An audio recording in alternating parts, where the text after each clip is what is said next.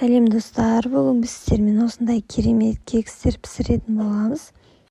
Ол үшін бізге қажетті заттар 2 жұмыртқа, айран, сода, ұн, қант және де сары май немесе сұйық май қажет болады. Ең алдымен жұмыртқамызды жарып, қантымызды салып, екеуін бірге араластыратын боламыз.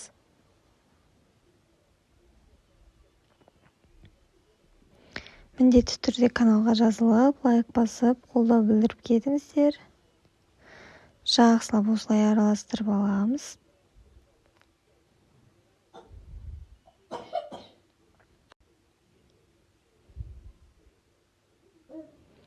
Мінекей осылай болып шықты. Және де сары майымызды құямыз. Немесе сұйық май құйсаңыздар болады. Егер сары май жоқ болса, айранымызды үстіне құйып, тағы да жақсылап араластыратын боламыз.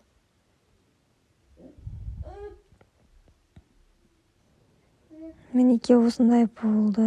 Енді бұған содамызды қосып, үстінен ұнымызды салып, тағы да араластырып аламыз.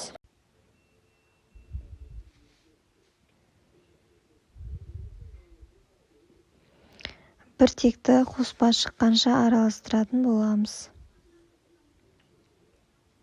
Бізде дайын болды. Енді осындай формаларға құйып, жартылай құйып, 200 градуста 15-20 минуттай пісіріп алатын боламыз. Егер сіздерде басқаша түрлі форма болса, оған да жасай берсеңіздер болады.